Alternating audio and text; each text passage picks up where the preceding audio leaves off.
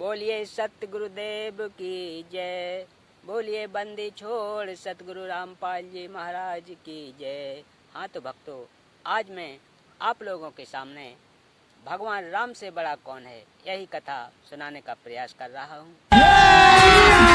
अभी मजा आएगा ना भिड़ो। ना राम बड़े, ना कृष्ण बड़े, ना शिव बड़े। बात तो सही है। देवता के देवता है, कालों के काले, सबके बाप है राम। अरे कौन भौंक रहा है ये बदतमीज? यहाँ पे काम चल रहा है और ये निकलो, बाहर निकालो इसको, बाहर निकालो। डायरेक्टर साहब रिलैक्स। क्या रिलैक्स यार, यहाँ पे शॉर्टकट का हुआ ट्रेड बने लोग आतू बातू बातें कर रहे हैं। भगवान राम तो स्वयं भगवान थे। 14 साल का कष्ट, ये बड़ी अच्छी बात कही है। क्या राम बड़े हैं कि राम का नाम बड़ा? यही छिपा था। भगवान राम से बड़ा कौन है यही प्रश्न का हल करने के लिए हम दो संतों के विचार लेकर आए हैं।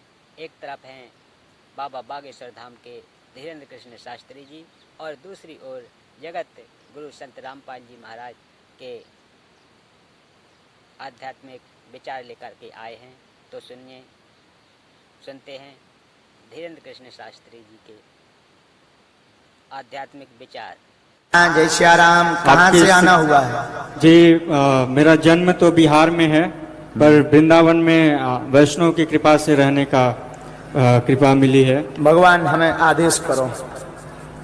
महाराज जी, पहला प्रश्न ये है कि राम से बड़ा राम का नाम है या जैसे कि हनुमान जी भगवान के नाम को निरंतर गाते रहते हैं, या कहीं भी भव्य प्रोग्राम हो वहां पर सुनने के लिए आ जाते हैं, या जब भगवान श्री राम त्रेता युग में लीला समाप्त करके धराधाम से गए तो हनुमान जी भी साथ में नहीं गए थे, क्योंकि बोले कि जो सुख आपके नाम में है वो आप में भी नहीं है। तो मुझे ये जानना है कि वास्तविक सुख किसमें है, भगवान के नाम में है या भगवान में? ताली बजाओ साहब, सुंदर प्रश्न है आपका। आप और दूसरी प्रश्न महाराज जी कि हमें आपसे मिलने की बहुत जिज्ञासा है। मैं 3 दिन से प्रयास कर रहा हूं पर मिल नहीं पा रहा हूं। मेरा ये यहाँ कोई पहचान नहीं है, बस मैं एक दास हूं और दास की यही विनती है कि मैं आपसे मिल सकूं और आशीर्वाद प्राप्त कर सकूं। ठीक है, बहुत सुंदर। पहला प्रश्न आपका था राम जी के चरणों में सुख है या राम के नाम में सुख है, यही कहना चाह रहे थे ना, हम समझ गए।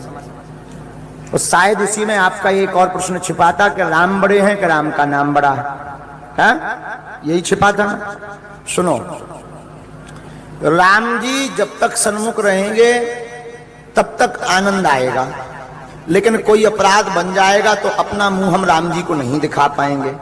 हमारी दृष्टि, हमारी कुमति कहती हो, शास्त्र कहते हैं राम जी के सानिध्य से ज्यादा राम जी की कथा और राम जी का नाम महत्वपूर्ण है, और राम से बड़ा राम का नाम है। राम जी अगर बड़े होते, ऐसे समझो सेतु पुल बन रहा था, बड़े बड़े बानर भालू पत्थर में, एक में रा एक में मां लिख करके पानी पर तैरा रहे थे।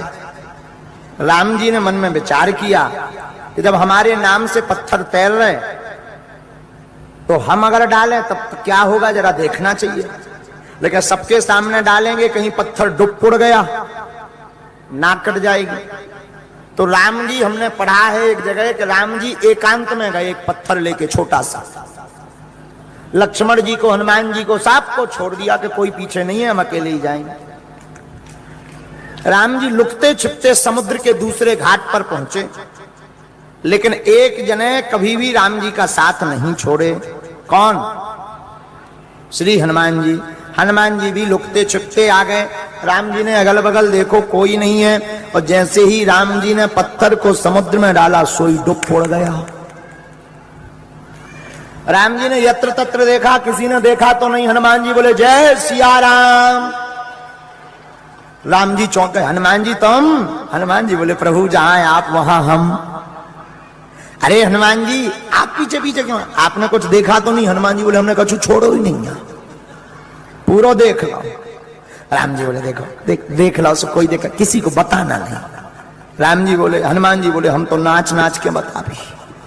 राम जी बोले बड़े उल्टे हो, तुम्हारे स्वामी जी की बेइज्जती होगी, बदनामी होगी, लोग क्या कहेंगे कि इनके नाम के पत्थर तर रहे, पर इनने जो पत्थर डालू डुब पड़ गो। हनुमान जी बोले हम तो कथा कर कर बताएंगे, मंच लगा लगा। राम जी बोले बड़े विचित्र, क्यों बताओगे? हनुमान जी महाराज बोले आ हा।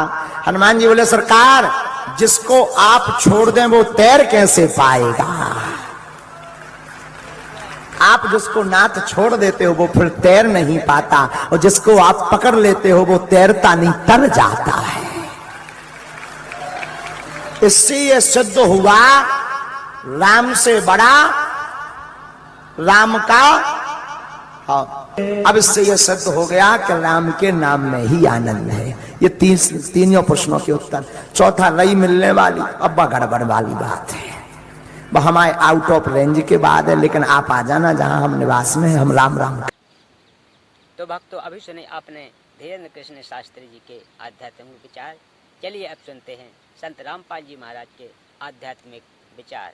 जगत का पेखना पेख्या, धनी का नाम ना लेखा।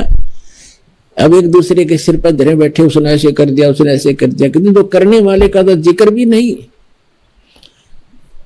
तो इस प्रकार वो त्रेता युग में आए थे भगवान मुनिंद्र रूप में परमात्मा। उस समय नल नील को स्वस्थ किया और श्री रामचंद्र जी के ऊपर जो पहाड़ जैसा दुख था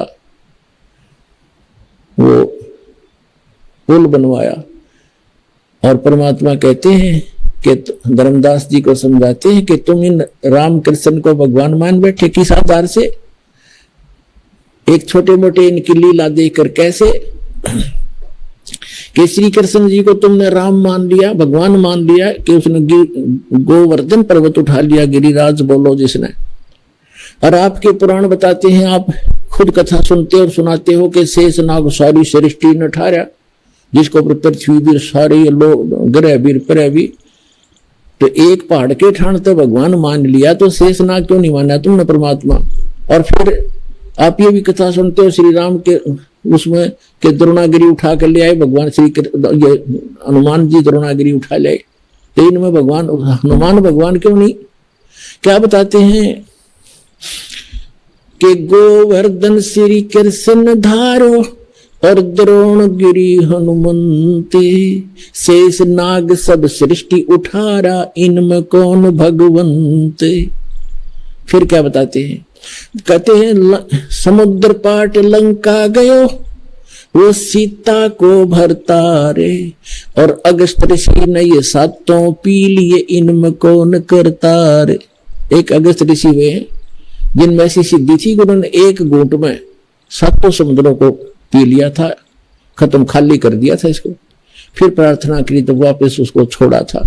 तो परमात्मा कहते हैं तुम मानते हो कि श्री रामचंद्र जी ने समुद्र पर पुल बना लिया इसलिए भगवान मान लिया।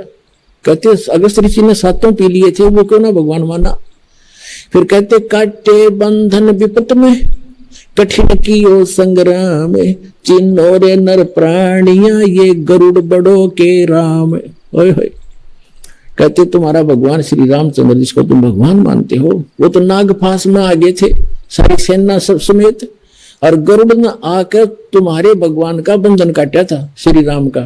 तो गरुड़ बड़ा हुआ, तुम्हारा श्री राम बड़ा हुआ, कुछ तब बुद्धि तो काम ले लो। भजन करो उस रब को जो दाता है कुल सभी का, भजन करो